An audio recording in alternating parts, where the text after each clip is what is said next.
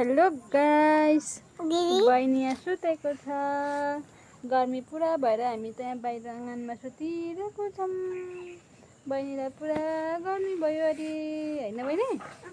उठ्नु त। अनि नि कतिको गर्मी भयो? पुरा गर्मी भयो। मुन तुत्नु? बहिनी र म यहाँ सुतिरहेको छौँ आँगनमा। पुरा गर्मी भएको छ। आज त गर्मी दिन छ नि